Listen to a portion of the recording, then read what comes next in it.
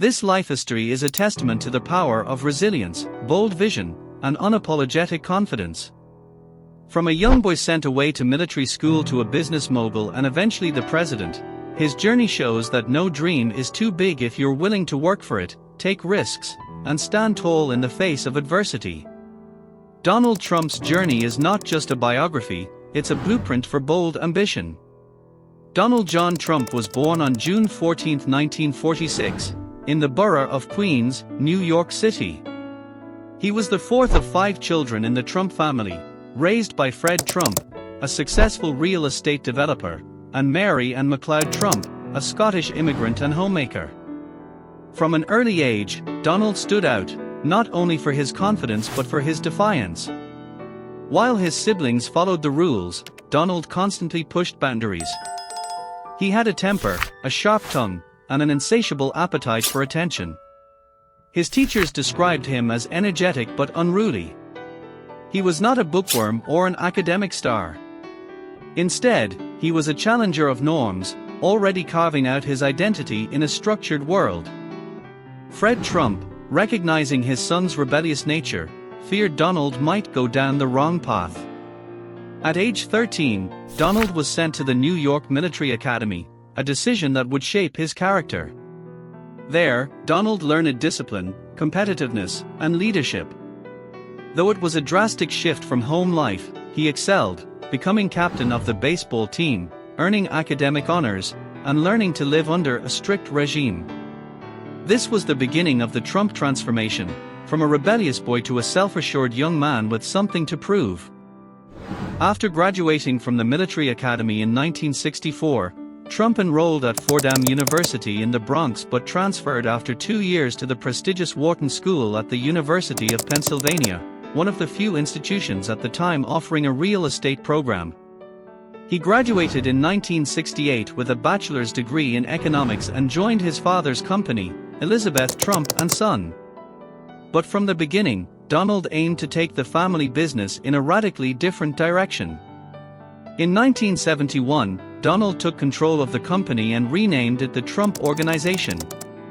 He set his sights on Manhattan, where he saw not just buildings, but symbols of power, luxury, and visibility.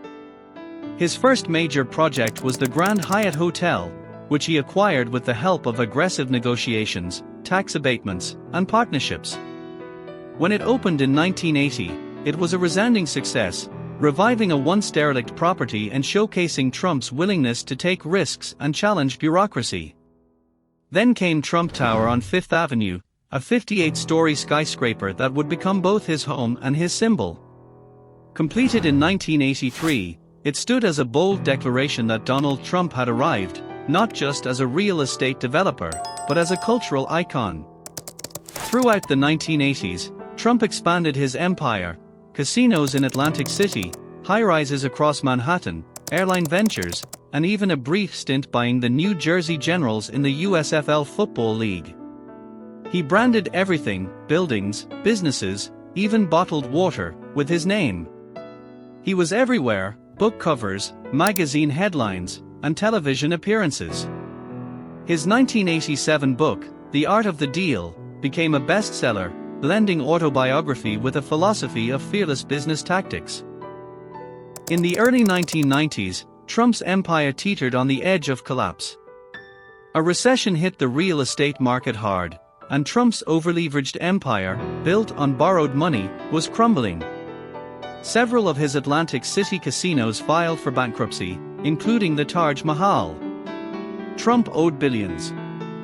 Banks were circling. He negotiated with lenders, sold assets, and focused on his personal brand. Remarkably, he managed to preserve the core of his empire. And by the mid-90s, the Trump name was not only intact, it was stronger than ever. He began licensing the Trump name to real estate projects he didn't own but could promote. He also re-entered the public eye with real estate ventures and a new interest: entertainment. The 2000s brought a new Trump, more polished, more media-savvy, and more calculated. In 2004, Trump launched The Apprentice, a reality television show where contestants vied for a job in his organization. The show was a hit. Trump's boardroom persona, blunt, commanding, and charismatic, became iconic. His catchphrase, "You're fired," echoed across American pop culture. He was no longer just a businessman, he was a brand. From golf courses to Trump steaks, reality TV to beauty pageants, Trump expanded his reach. He mastered the art of staying relevant in a fast-changing media world. But behind the scenes, he was also observing politics. He publicly considered running for president in 2000 as a Reform Party candidate but backed out. For years, he flirted with political commentary, making headlines with controversial statements and interviews.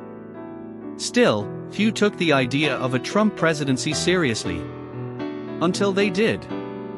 On June 16, 2015, Donald Trump descended the golden escalator at Trump Tower and announced his candidacy for President of the United States. His speech was bold, fiery, and controversial. He criticized trade deals, promised to build a wall on the southern border, and attacked political elites. He spoke like no other politician, and people listened. Media outlets initially treated his campaign as a sideshow. But Trump gained momentum. His rallies grew. His social media following exploded. He dominated debates with blunt talk and unapologetic messaging. He defeated 16 Republican rivals, many of them seasoned politicians, to win the GOP nomination. Then came the showdown with Hillary Clinton.